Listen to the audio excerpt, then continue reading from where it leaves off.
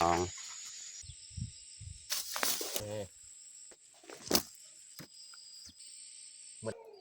นี่กระดูกมัน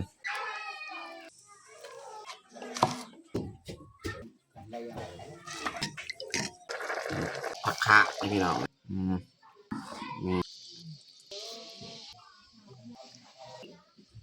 อย่าลืมกดไลค์กดแชร์และกดติดตามเด้อพี่น้อง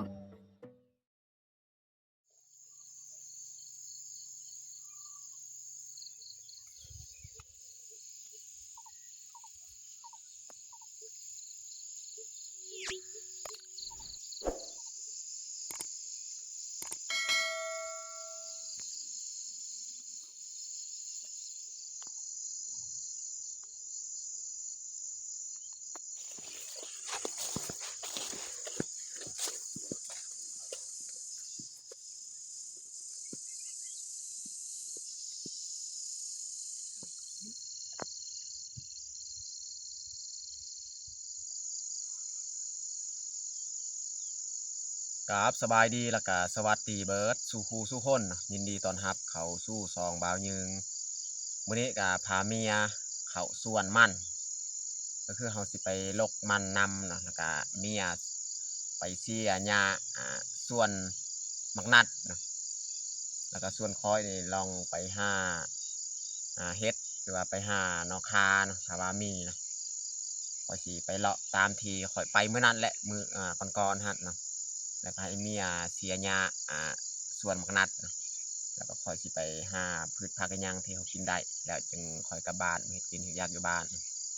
โอเคแต่ทุกคนติดตามเบิ่งติดตามชมกับพวกเฮาได้ยาวๆเลย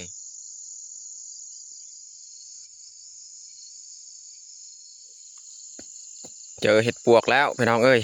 โอ้เห็ดปวกกะเริ่มปงแล้วพี่น้องเนาะนี่3 ดอกนี่กำลังคักพี่น้องเอ้ยนี่ปงใหม่ๆเลยเห็ดปวกนี่อีกดอกตัวงาม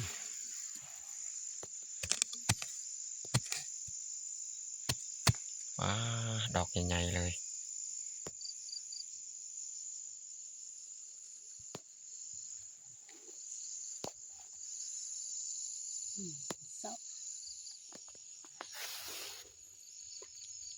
เห็ดขอนขาวพี่น้อง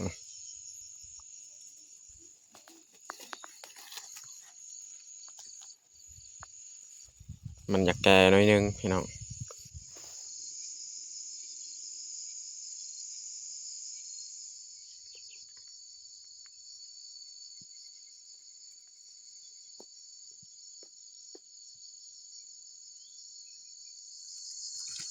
ตอนนี้เฮากะมาฮอดสวนมักนัดนะพี่น้องเนาะนี่พูดไปหัดถึงนี่บริเวณนี้เพราะว่าหญ้ามันปกคลุมหญ้ามันขึ้นสูงโดนละเขากับอะไรเข้ามาเสียหญ้าเมียจะเสียเลยเนาะทั้งลุ่มมันแมนไฮของข้าเจ้าอีกเนาะ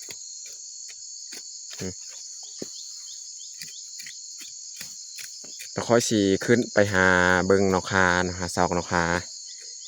ตามเถิงพูดไปน้องว่าสีมีหรือบอลนกคา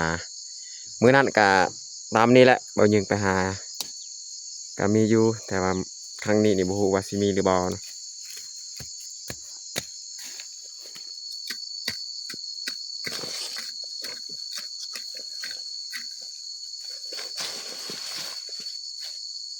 มือแต่มีกระเบดองมันลองสูง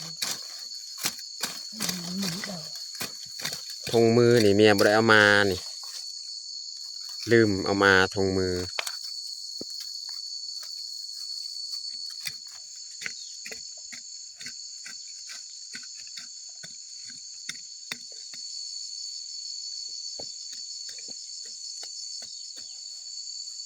บัดเฮาเสียหญ้าออกนี่ต้นบักนัดก็ลายอยู่แต่ว่าเดี๋ยวนี้นี่ยังบ่ทันเห็นต้นบักนัดเห็นแต่หญ้าลายถ้าว่าเฮาเสียเบิดจักหน่อยนี่ กระลายอยู่ต้นบักนัดตัวกำลังมากก็มีพี่น้องนี่ทางเทิงกำลังมากตอนนี้คอยกับกำลังสีย่างไปเนาะให้เมียเสียหญ้าคนเดียวเนาะคอยสีลองไปเลาะซอกนอกคาซอกเห็ดถ้าว่ามีเนาะ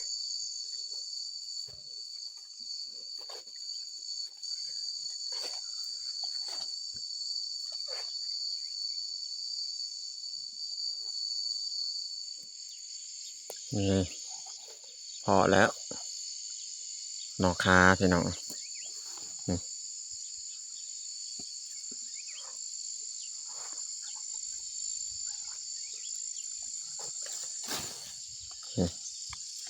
นี่ทั้งนี้ก็แมนเบิดนอกคา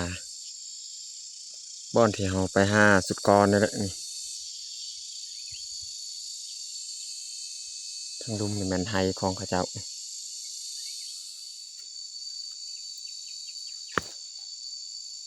ครั้งนี้นี่เราจะบริถือกระพาเนาะพอสีลกๆกระมัดแล้วก็แบกกับใบไฟบอนนามียาเสียหญ้าส่วนนัดเขาสิไปปอกนำกันปอกคนเดียวมันดนพี่น้องเนาะ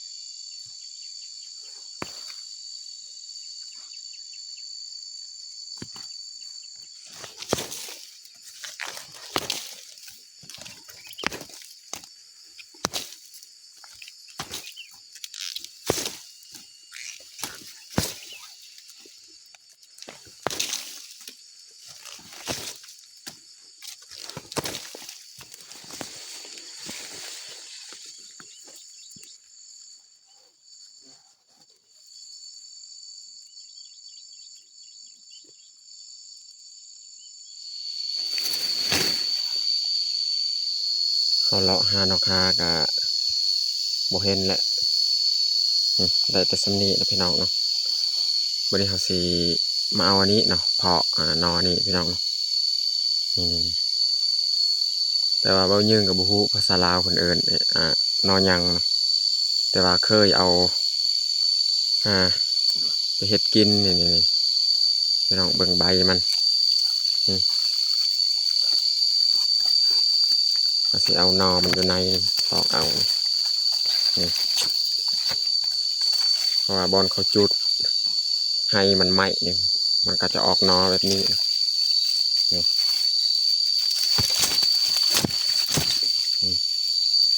เราสีตัดเอาแล้วก็มาปอกเอานออยู่ในนะคล้ายๆนอแคมและรสชาติมันคล้ายๆนอแคมเลยนี่อยู่เทิงอีกกอหนึ่งเราสีตัดเอากอตัวใดใหญ่ๆนะเอามาปอกนะนี่แหละกอบอลมันลายๆนะจะเอาเลยเลือกเอาตัวใหญ่ๆเลือกเอานอนใหญ่ๆแบบนี้เอา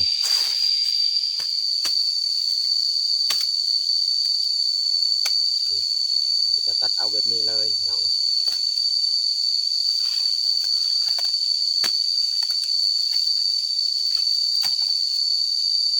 หน่อยจึงมาปอก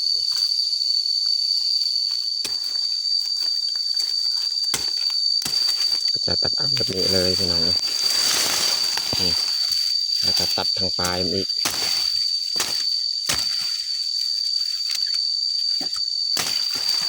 นี่ลักษณะมัน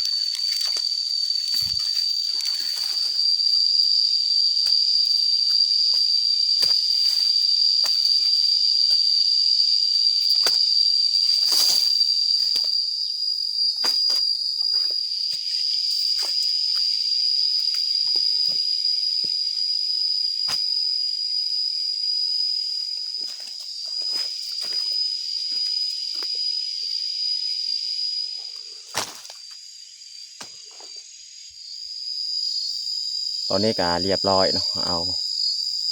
อันนี้คอยบุฮูว่านอยังพี่น้องเนาะถ้าว่า FC ผู้ใดฮู้ก็คอมเมนต์บอกเนาะว่าซื้อนอยัง แล้วก็อันนี้นอคาก็ได้แต่สำนีแหละหาครั้งนี้นี่ได้บ่หลายพี่น้องเนาะแต่ว่าก็ได้นออันนี้เนาะพี่น้องเนาะเอาแต่เฮาสิเริ่มนั่งปอกเลยเนาะ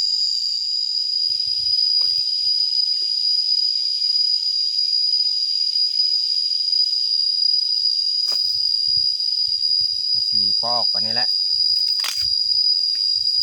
ปอกนอนี่ก่อนเนาะพี่น้องเนาะเมื่อกี้คิดว่าสิได้นอคาหลายเนี่ยก็ไปปอกทำกันกับเมียแต่ว่า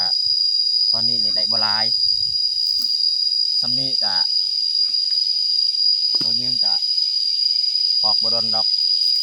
ก็คือมื้อนั้นในลายเขาได้นี่ปอกโดนแต่ว่าตอนนี้ก็สำนี้ก็น่าจะปอกได้อยู่ก็เลยปอกคนเดียวพี่น้อง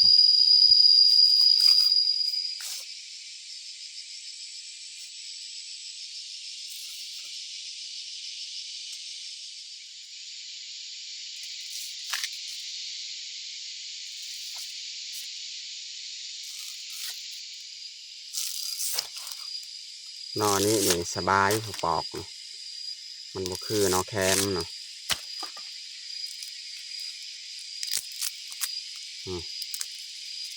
ตัวนี้ตัวอ่อนเนี่ยก็เอาเนี่ย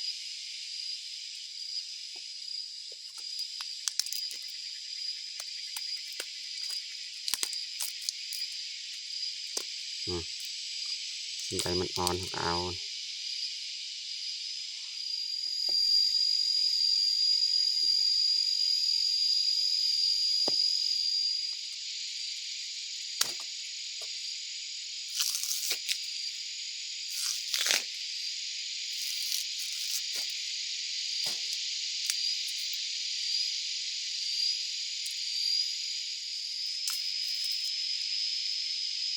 ตอนนี้ก็เรียบร้อยเขาปอกนอตัวนี้นะนอต่อไปนี่เราสีมาปอกนอคาอีกบัดเขาปอกได้แต่นี่แหละพี่น้องเบิ่งเปลือกมันลายนอมันก็ได้ที่นี่พี่น้องเบิ่งเขาสีมาปอกนอคาอีก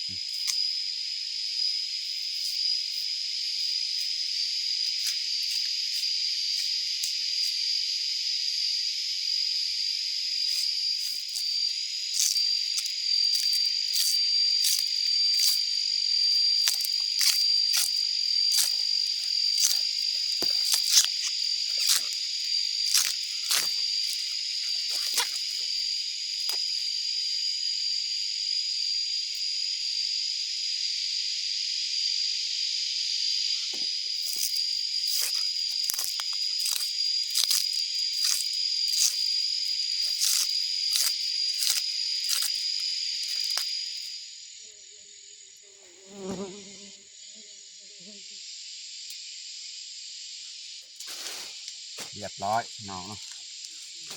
ปอกจะใส่เวลาโดนเติบแหละ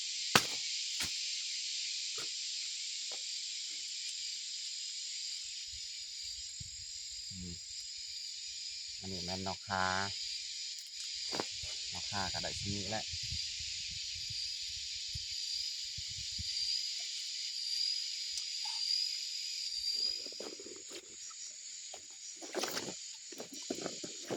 นี่เราจะห่อเลยนะห่อใส่ใบตอง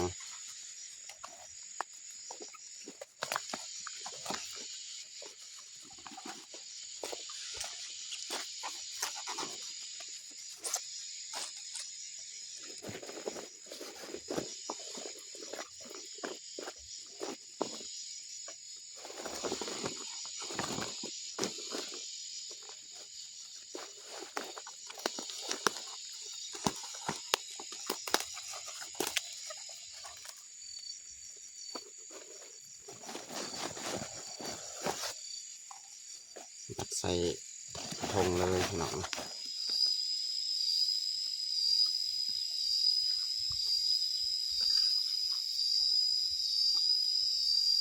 โอเคเรียบร้อยเอาสีกลับไปหาเมียเนาะไปลกมัน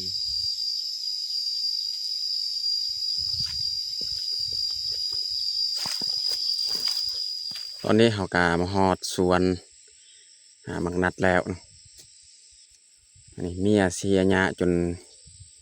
ไข่สีแล้วเลยพี่น้องนี่เรือบนนี้นะนี่ทางนี้ก็เรียบร้อยอันนี้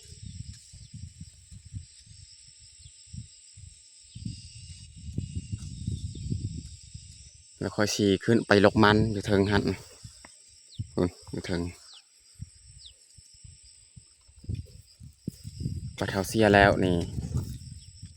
เบิ่งจะมีต้นมักนัดหลายพี่น้องตัวมากก็มีตอนนี้เขากามาฮอดส่วนมันแล้วนี่มันนี่เขาไม่ได้ทางหญ้าเป็นปลาเลยนะนี่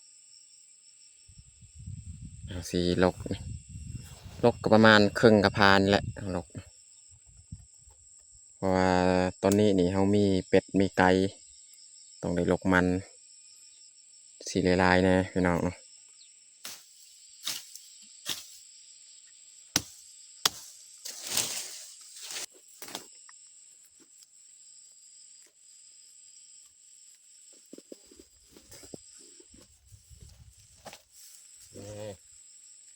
ลกแห้งพี่น้องถ้าว่าต้นที่นู่บนบกัดบกินนี่จะลกแห้งพี่น้อง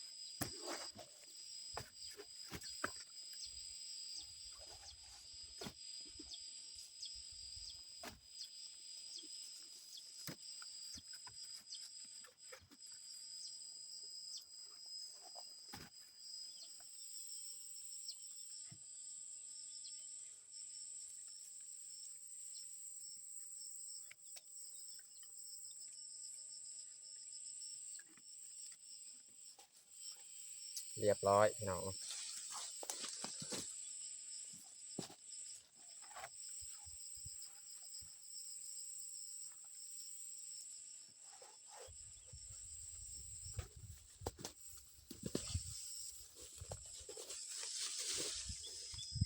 ตอนนี้เขาขุดมันก็เรียบร้อยเนาะเขายัดนอกคายยังมีเห็ดทางหน้านี่เห็ด4-5 ดอกเก็บเห็ดเมื่อกี้อันนี้เมียปลูกสับปะรดยัง2 ต้นตัวนี้นี่เสียบเบิดนี่เสียแล้วตัวนี้ยังน้อยนึงแต่ว่าตอนนี้ก็ใกล้สิเที่ยงแล้วเขาก็ต้องได้กลับบ้าน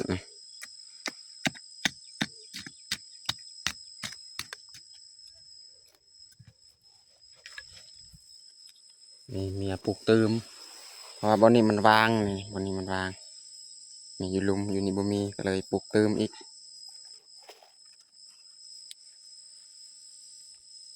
เราจะตัดออกใบมันการปลูกมักนัด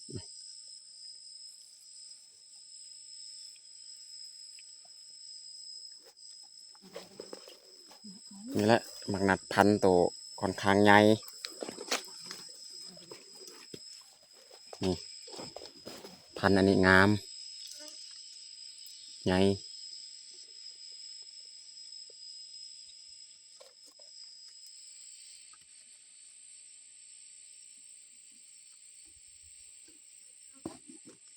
ตอนนี้เขากาสีกลับบ้านเลยตัวเรือนี่มื้อหน้ามื้อเนออีกมาเสียต่อมื้อใดวาง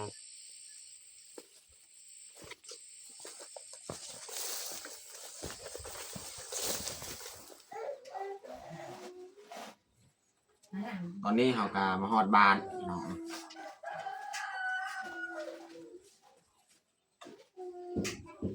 อันนี้เห็ดกับ4-5 ดอกเห็ดปวก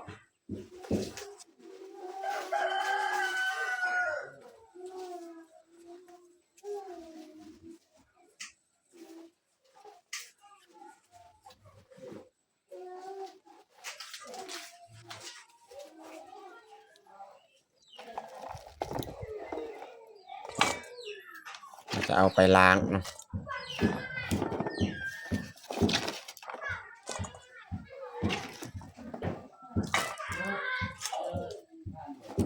นี่เห็ดอะไรก็เอาไปล้างคือกัน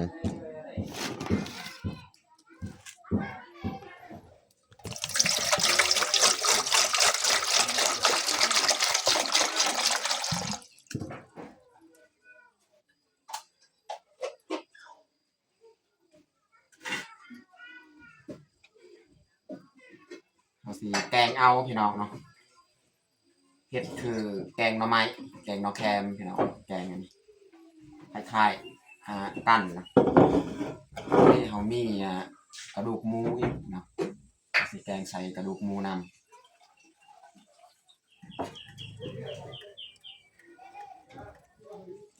นี่แหละกระดูกหมูพี่น้องเนาะนี่ทั้งนี้นี่เนื้อทั้งนี้กระดูกมันสิเอามาแกงกระดูกนี่แหละ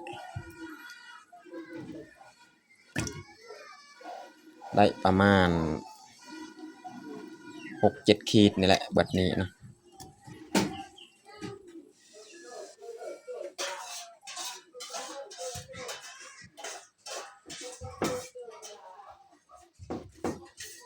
สีหั่นอันนี้ไปก่อนเลยเนาะส่วนนอกคายังมีเอาไปล้างก่อน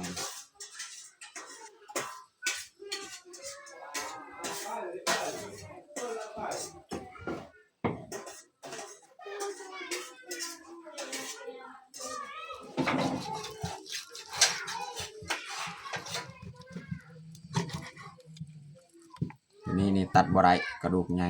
ต้มแบบนี้เอา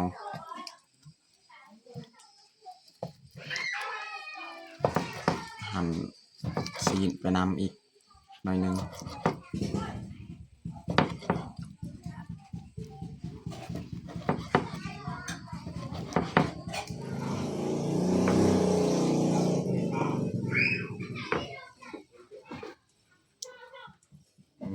นั่นแหละตัวนี้เอาไว้อีกตอนนี้เขาก็ล้างเรียบร้อยพี่น้องเขาแกงกับแบบนี้แหละบ่ต้องพามันพี่น้องพอดีแหละตรงนี้แหละหน่อไม้ไล่ยังเป็นท่อนก็มีเขาแกงเนาะตัวนี้แกงแบบนี้เอา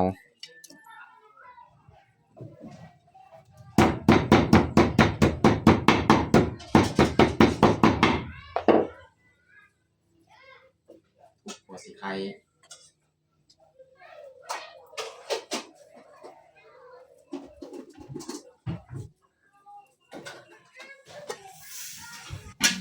น้ำที่เขาต้มกาฟดมันเขาจะใส่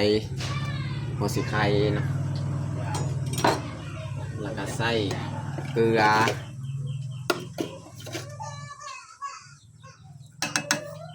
ใส่เกลือกับบัวลายว่ายังมีปลาแดกก็ใส่ก็ใส่ผงนัว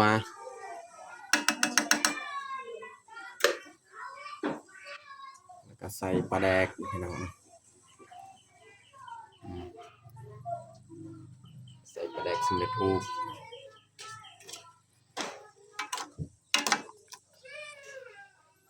ตามด้วยกระดูกหมูของเฮาเลยเนาะ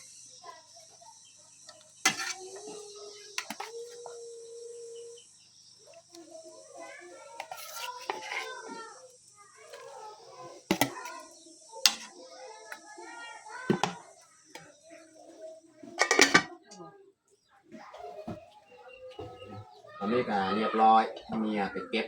ผักขะแยงสิเอามักอึอีกหน่อยนึงพี่น้อง ว่าบ่มันบ่ค่อยแก่ปานใดมันบ่ได้เรื่องปานใด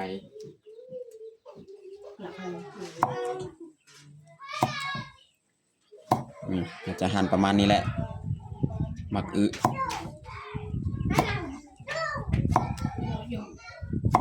จะบ่ได้ปอกเปลือกนี่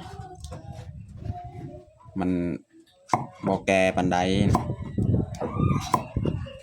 แต่ว่าตัวเหลืองๆนี่เฮาปอกแล้วก็เอาประมาณนี้แหละพี่น้องเนาะนออันนี้เนาะพี่น้องแล้วสิหั่นครึ่งเลยเนาะหั่นครึ่งนี่ประมาณนี้แหละ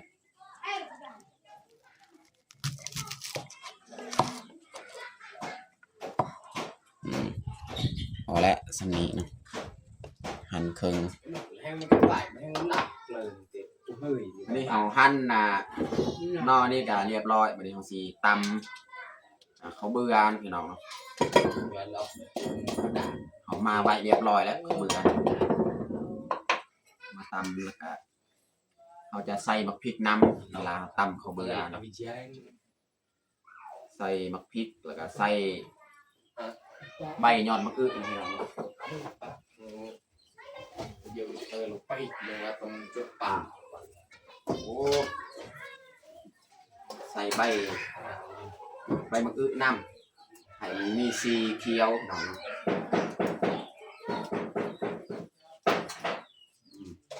ประมาณนี้แหละใส่บักพริกอีก3-4 หน่วยหน่อยแล้วก็จะมาตำ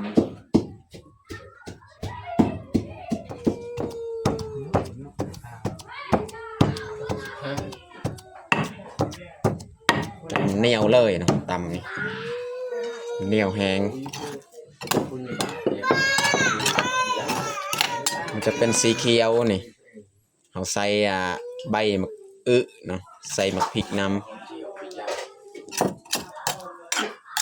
น่าจะได้แล้วสำนี้แต่เราจะใส่น้ำจังหน่อย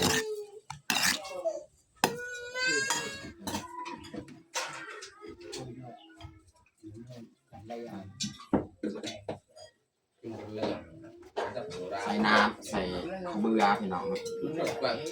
คนไม่ได้เอาสี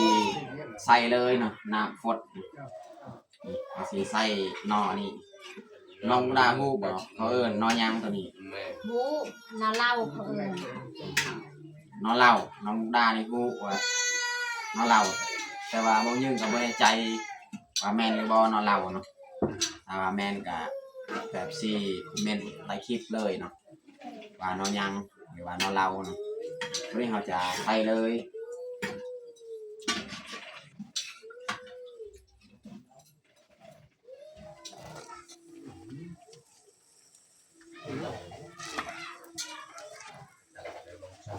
ก็ใส่มักอึนี่ใส่พร้อมกันเลยมักอึเอาคนไปก่อน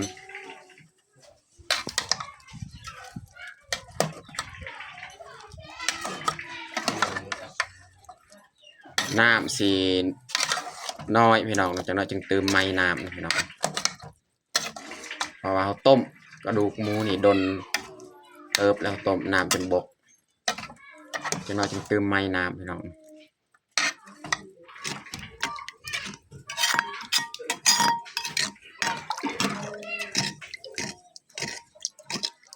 ต่อไปนี่เขาสิใส่ยอดมะอึอีกนะพี่น้องเนาะ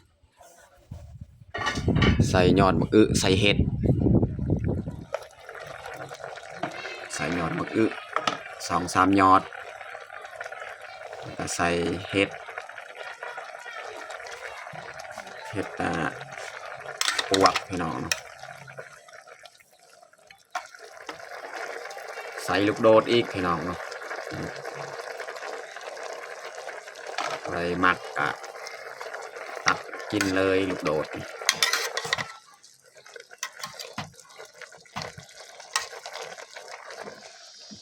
สุดท้ายนี่แม่นเขาจะใส่ข้าวเบื่อพี่น้อง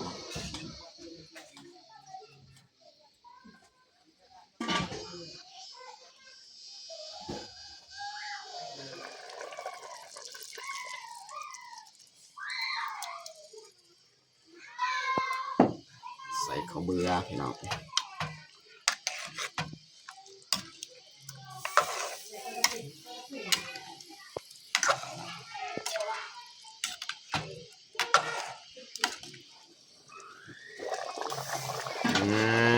้องเรียบร้อยแกงมานอเราของเฮาพี่น้องเลยสุดท้ายนี่เราจะใส่ผักคะนี่พี่น้องเลยตัวนี้แหละสำหรับแกงแบบนี้นี่ขาดบ่ได้ผักคะขะแยงอีกนะแล้วก็ผักอีตูอีกนะ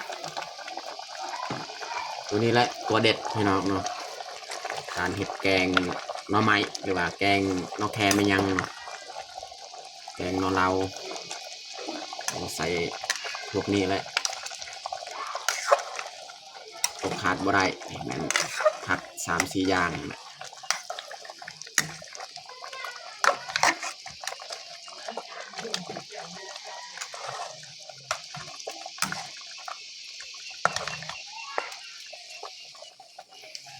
โอ้หอมขนาดเลยพี่น้องเลย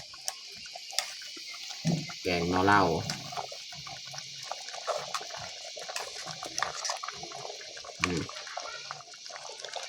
มีทั้งเนื้อนำกระดูกนำครับผม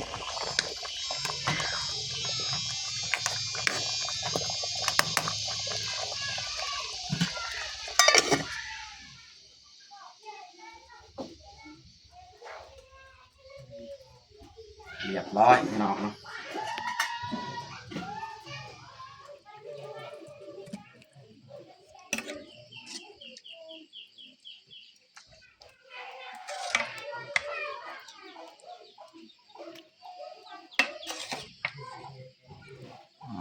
พี่น้องเลยหอมขนาด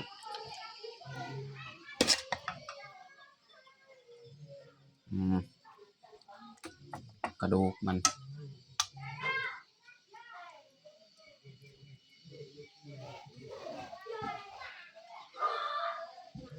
นะน่าจะได้และสำนีพี่น้องเนาะปะในหม้อนี่ครึ่งหนึ่งนี่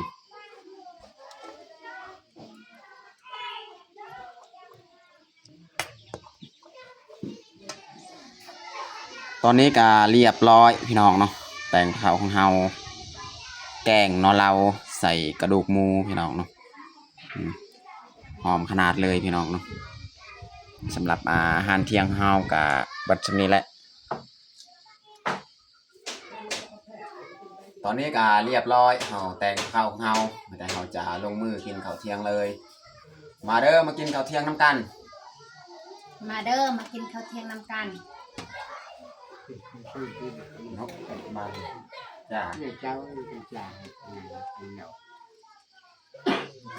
น้องแพงน้องพลอยกับนอนหลับกับ